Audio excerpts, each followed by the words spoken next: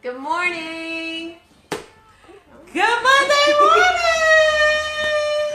Good morning, everybody. How are you this awesome start of a new month, Monday, May 1st? Broadcast. Oh, did you see that? This is our 25th I didn't see that.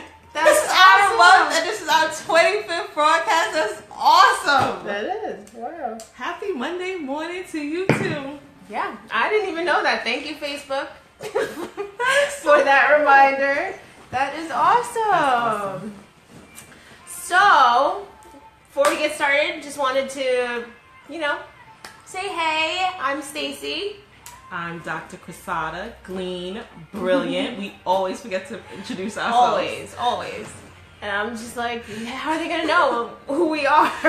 So I'm the neighborhood psychotherapist, owner of It's Your Time, because it's your time, ladies. Mm-hmm. Get your therapy, check in with you, do your thing.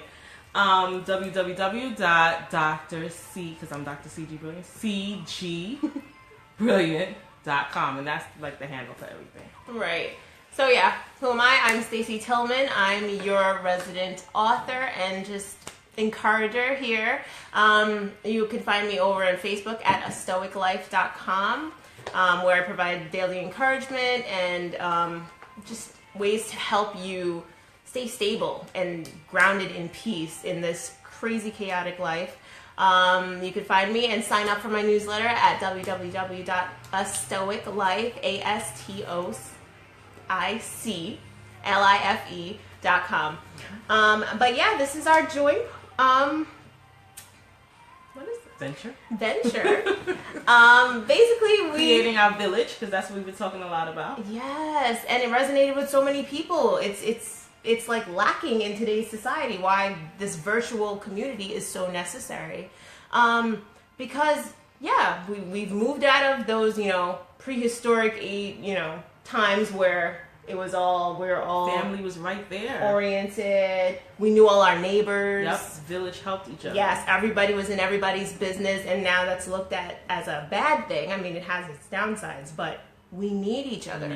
So now everyone's all isolated and bearing this brunt of life and trying to figure it out and wondering why it's so hard. We need each other. We need help. It's okay to ask for help. It's okay to lean on others in your lives. Doesn't have to be hard. Right. That hard anyway. I know. It gets difficult, but it don't have to be that hard. I know.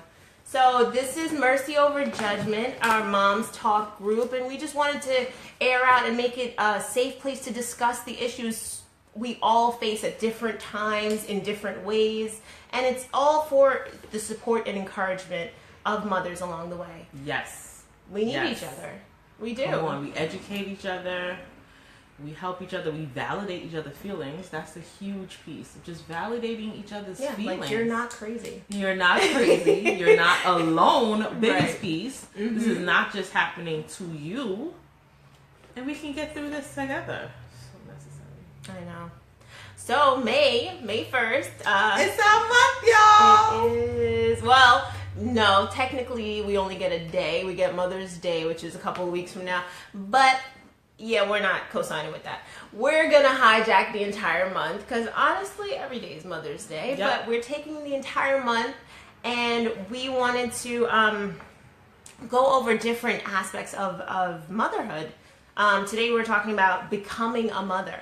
And more and more, it's actually a struggle for more women these days to become a mother. Whether it's, infertility, some sort of fibroids and different ovarian issues, or you could be absolutely healthy and just it's not working.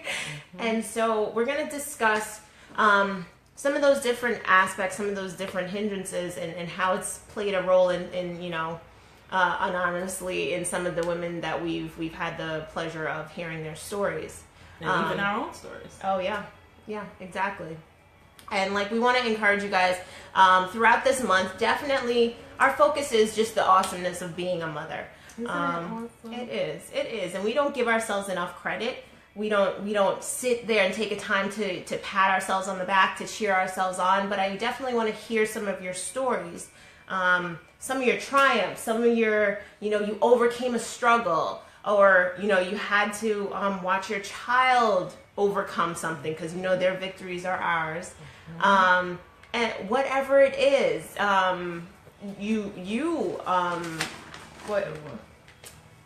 whether you had to learn a new method or something that taught you something along this road of being a mother. Yeah, and being married as a mother, being a single mother. Yeah. Those are all differences. Being a foster mother, an adopted mother. We want to hear your different stories, because there's different ways of being a mother. Even sometimes you get to take a family member's child and you become the mother that way. And all the roles that we play and how we just champion it every day. Yes. All the roles that we play. Serious. We want to identify it, highlight them, and celebrate that we still keep it moving, but also coping skills, how to keep it all together without going completely insane. Just like another member posted yesterday, like, the best thing we could do for everybody in our lives is to take care of ourselves. Yeah. And what we always talk about? We always talk about this, like, take your me time. And so throughout this month, we are gonna promote different businesses and products that we've had the pleasure of working with or using, that we want to just highly recommend to you guys. They are partnering with us and want to offer you guys deals. This is all just to give you that little extra incentive to get your butt in gear, take this deal, and go be self-indulgent for a minute. Go get that massage. Go get your nails done. Go get your, whatever it is, anything to make your life easier. We're gonna be promoting different services throughout the month. So definitely take advantage of it. It's all for your benefit, guys, because we love you. We want you it not to be hard for you. Right. And once you start taking care of yourself, then you can better take care, more efficiently take care of others, more successfully, more peacefully take care of others. Morning, Steph. Thanks for joining us again. And definitely you. Look out for the deals that are coming. Calling you out, girl. I want you guys to take advantage of any of these deals that I'm going to promote this month to take care of yourselves, whether it's a massage or hair or nails or cleaning services. I'm promoting very different things, but they wanted to be a part of this Mother's Day month incentive and give you guys deals just to try these services out, even if it's just a one-time benefit, or you could just start incorporating this and making your life and your mood a little bit lighter, your life a little bit easier. It's all about peace, finding stability. Yes. So look out for those. We're going to post it, like I said, throughout the next coming weeks for Mother's Month. This is how awesome we are. We're taking over the whole month. But today we are talking about the struggles so many women face, so many different women face in becoming a mother. Did you have a start? I can start. Okay. So, like when Stacey and I was talking, it's not always just, we had sex and we're pregnant. Yay. It doesn't always happen like that. So I remember finally getting married. Oh, jeez. It was taking forever. 30 was like, and I was like, I'm trying to get it together, but it's not just me. If it was me, not just you. This would have been done a long time ago. God, the struggle. So finally get married, right? And now I felt like the race was on. Oh yeah, at the wedding. That's just, what are we waiting for? Because the time was, ladies, that 30 number sneaking up on you. I'm like, what is that? And it's like pounding. Get pregnant right now. So all that anxiety does not help you get pregnant. Please know that. Yep. It is not an assistant. It does not help. It actually makes it worse. Yes. Yeah. Huge hindrance. So I'm like, oh my God, I'm just going to get... But I really, at first, I didn't think it was going to be no problem. Just have sex, get pregnant. Wasn't happening. Why is this not happening? So now the angst begins. What is happening? What is happening? Why isn't this happening? What? So I remember this like it was yesterday. I'm complaining to my friend. Shout out to Jamila Douglas. Jamila Douglas from Empower You. We love you. Yes. Calls her up and was like, this is not working. And she was like, are you one of those, excuse me, but are you one of those get up and wipe yourself people? Always got to be washing yourself after sex? Oh, gee. I am. Oh. She was like, stop that right now. Oh. Sit in it. Sit in it. Even if you have to put your legs up and sit in it. I get you. That's Stop getting yourself up to what you wash. Stop. Sit down. Yeah. And I was the avid get up and wash chick. I was like, are you serious? It was just that simple. Yeah. And she was like, you have to have a lot of sex. It can't be this casual. Mm-hmm. You gotta remember your age. You gotta remember what's going on. You have to have sex a lot.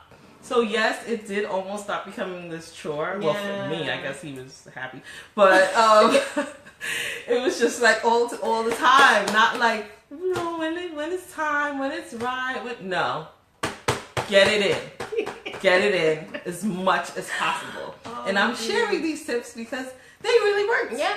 Yeah. So with those 2 tips, I went on and got pregnant. So excited. Yay. Only to have an ectopic pregnancy. Oh. Where now the fetus was growing in the tube. In the fallopian tube. And that's not where we want the fetus to be growing. Oh my God. Really? I lose one of my ovaries during all of this. I lose all this blood. I have this crazy emergency surgery. I'm like, I'm done. Wow. Like, forget it. Like, really? But it wasn't the end. Again, like we talk about, it takes a village.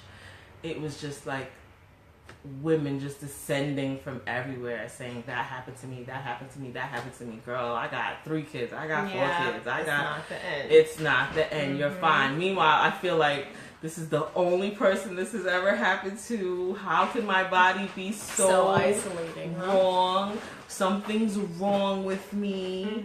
And it just went on and on and on and on. You're just like in this complete total depression. You're a loser. No, not the case. And then it was fine. And eventually, I got pregnant again 2 times. You know, only to have 2 C-sections. Another story. But that's part of the struggle, and that's a good struggle compared to some stories that I've heard. But right. That was my struggle. OMG. OMG. Yeah, but that's so crazy. No, but there are many things people like face these days, whether it's fibroids, like that's a big thing. I hear a lot more women talking about having struggles with fibroids. Some I even know that, didn't get to have kids. They had to actually have a hysterectomy beforehand. It doesn't mean that you won't become a mother. It doesn't mean, you get what I'm saying? That's just the anatomy part of it. Exactly. The physical part of it. It's so much more. That's just like a year or so of your life just carrying the baby. Seriously. But then, it's so much more. So much more. As some of you know. Definitely. If you want to shout out and are okay with not being anonymous and share your story, it would encourage so many women who are thinking that it's the end of the line for them and that they won't be a mother because their body failed them. And that's not the case at all. So this fibroid story can get really intense, and we're going to dedicate a whole show to it because stuff is happening with this whole fibroids business. So I'm getting more education to educate you guys, and we are going to be on and popping about this fibroid situation because it is rampant and a lot of women out there saying it can be stopped. And I'm just like, why is it so rampant? Is it just like the cancer thing where it's, you know, in the water and our food and really everything, and we need to that. change our diet and we need to change our lifestyle? That's what it is. Because all these processed things are now forcing our body to become disease-ridden. Yep. And it's crazy. That's it's crazy because this is what we're raising our kids in. Feeding them the stuff that are kid-friendly and acceptable, but super processed and full of things that are That's not a whole good. nother show. I know. That's a whole nother Sorry. show. We need to discuss that too. Because right now, ladies, I need help with the breakfast situation. I don't think that's healthy. I don't think what I'm doing is right at all. So we're gonna talk more about that too. Yeah, I'm actually in the middle of that. I have to go see a nutritionist because I have to change my diet completely. Just found out my son is allergic to Everything. slew of every possible thing, and I don't know what to feed him, breastfeeding. and I don't know what to feed myself. So I've gone down to like veggies and some meat and a potato. Like that's my meals. I don't know what to eat. So She said a lot. That she wasn't even eating that much. That would be all right if she was eating that. yeah, Actually, it wasn't. Yeah, I'm starting now. But yeah, with those who are struggling, whether it's, you know, fibroids, whether it's, you know, irregular cycles, you weren't thinking about this until all of a sudden now you want to get pregnant and they're like, oh well, your cycle has to be regular. It wasn't a problem before now. And like I even knew someone who had to actually take hormones to get her cycle to go on a monthly basis and do all these things just to be able to get pregnant. Yeah. So when people are like, oh yeah, they're trying, is a lot of times it's not casually, hey, every time you get a chance. It's like alarm goes off. Let's meet. Let's get this in. I've already primed myself. Yeah. I'm ready to go. This whole marathon mentality to getting pregnant. And actually, hey, Lori, good morning. It actually makes it harder. Hey, Ada. Hey, good morning. And it actually makes it harder to get pregnant because now all this anxiety and pressure is a part of the process. It constricts. Think of what happens when you're stressed. Everything is constricted. It doesn't flow. And I know for me, every single time I've gotten pregnant, I was like in the happiest season of my life, usually like Losing weight. fantastic. Yep. Working out. Oh yeah, I was working out every day. I was gonna get my best body, and every day I'm working out, and that's Easy flowing. exactly. I'm just happy. Endorphins are going. Yes. Oh, of course, I feel good about myself. I think I look good, and of course, I'm pregnant. And so, There it goes. and so clearly I'm not going back to the gym. So that's how it works for me. I know people that work out the entire time through, but for me, I'm like, as soon as my mind processed and saw that, oh, you're pregnant, nothing can motivate me to get back into that gym. Whole different story. But we wanted to talk about when she said trying to get pregnant with the IVF process. right. How painful it is How physically. expensive it is. How expensive it is. Yeah. Emotionally draining. Yeah. And physically, you have to give yourself these shots. And, oh, God, only to not get pregnant or to get pregnant and lose the fetus early. And it is really does a number on women.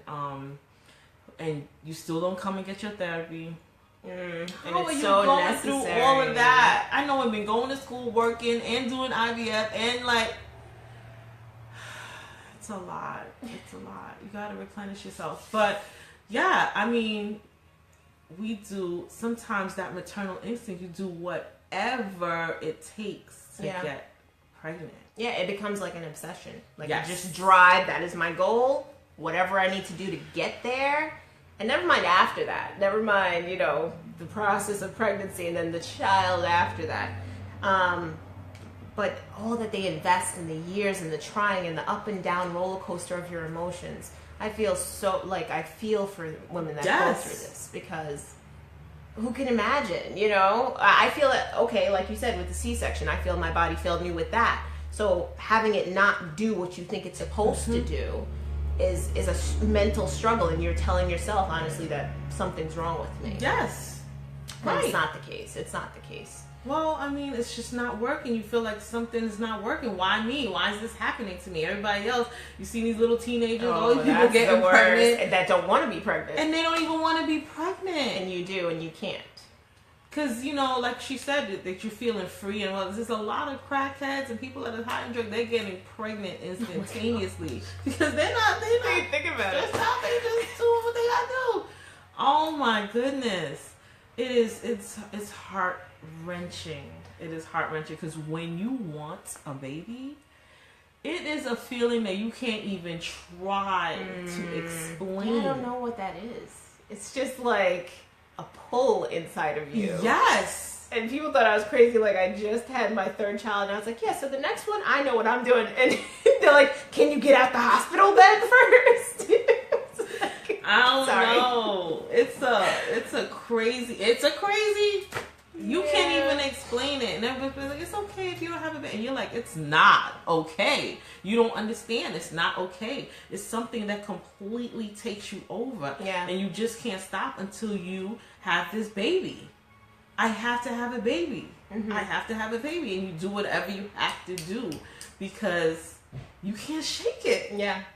You go to bed with it, you wake up with it, it's rotating in your mind. It's honestly like a drive and a pull inside of you. Something in your womanhood is like, but once you get there, you know, it's so really you try crazy. IVF, you try everything, and some people adopt. Yeah. Go into foster program. Yeah. Whatever it is to feed that. And a lot of times people adopt and get pregnant right after. Yeah. Because they're finally happy. They're finally just letting it flow. And they're just letting it flow. Mm-hmm. And it just happens. You're like, what? Mm-hmm. So never count yourself out with that. Never. No. So, and then I said I'm doing a lot of research with the fibroids thing. Yeah. Is that there a lot of women are saying that it can happen even though you still have these fibroids, even without surgery. Yeah. And I've actually heard people say that it got better because of the pregnancy. Like, you know, the hormone switch that happens during pregnancy causes the fibroids to either shrink and dissipate and gives you a reprieve. I've also heard that they grow with the fetus too. Crazy. So, you know, everybody's body is different. Right.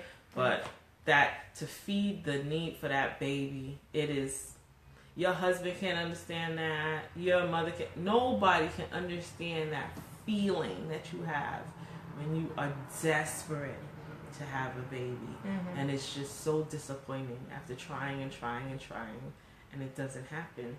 And we feel sorry. We really...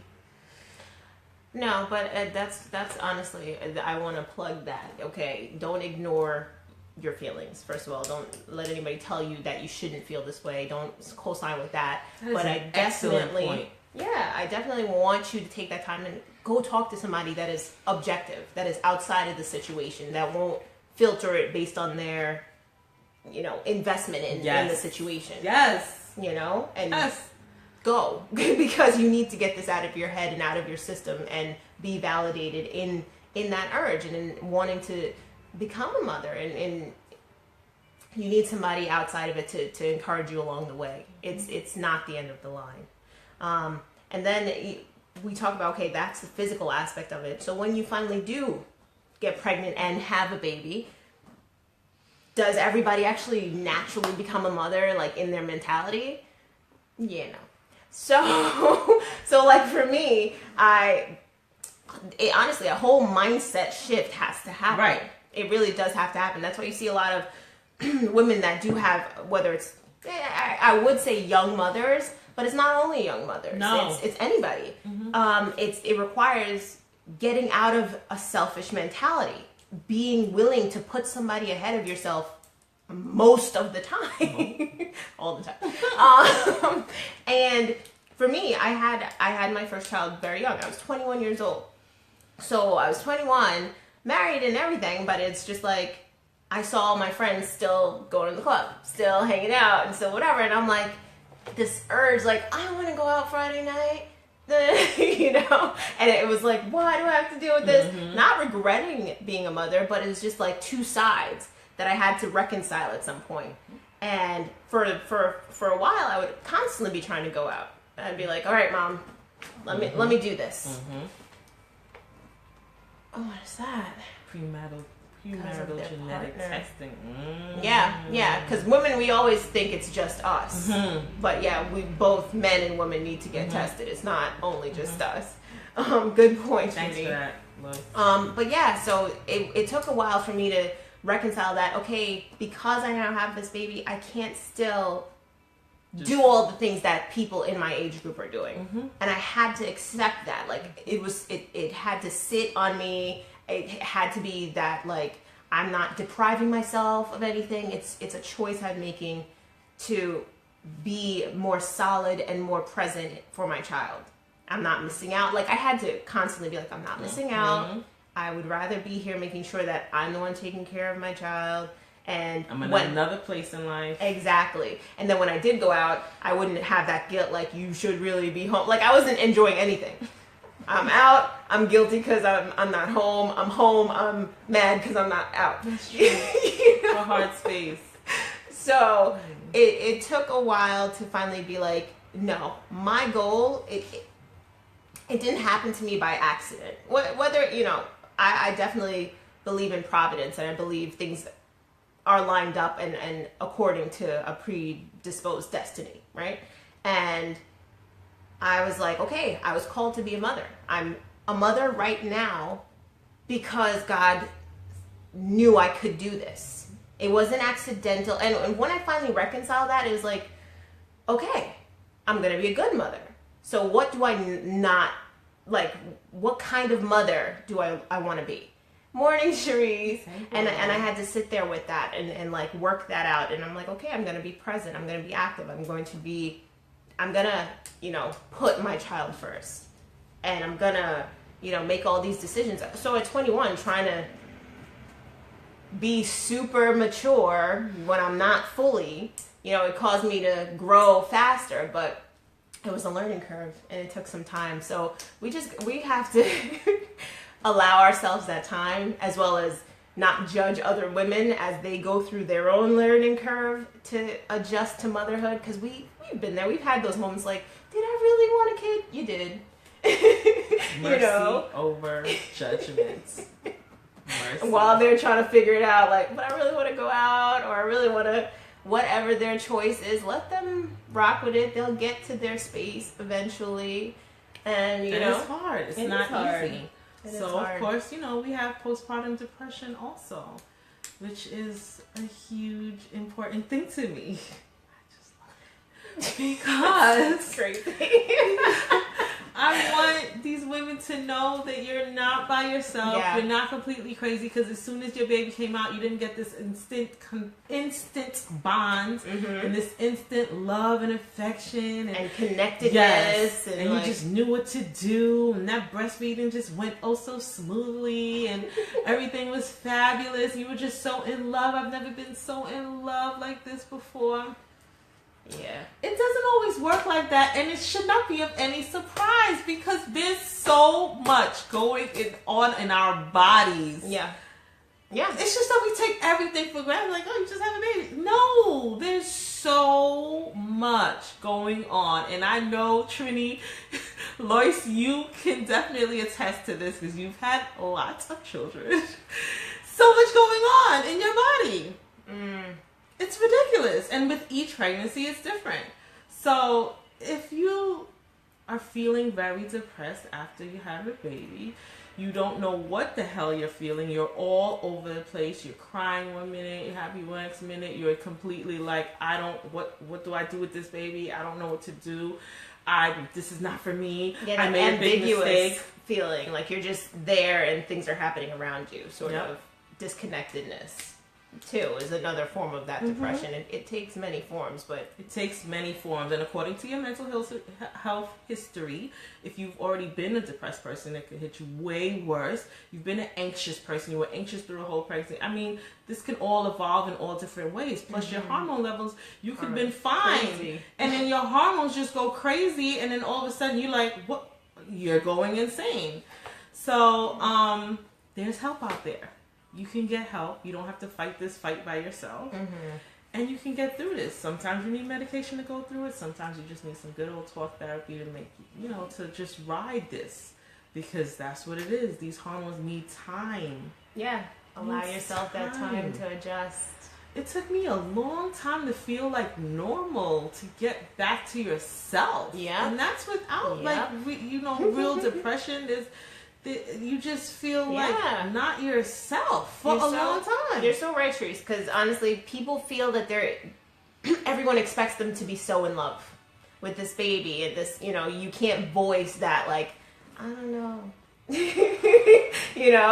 And a lot actually with the C-section thing, feeling that the baby was taken from you or ripped from you, that it's somehow your mind does a disconnectedness from that. And the pain, the physical pain with healing from a C-section could really literally take you out of your mind. And actually it's been proven that it makes breastfeeding and latching more difficult. Mm-hmm.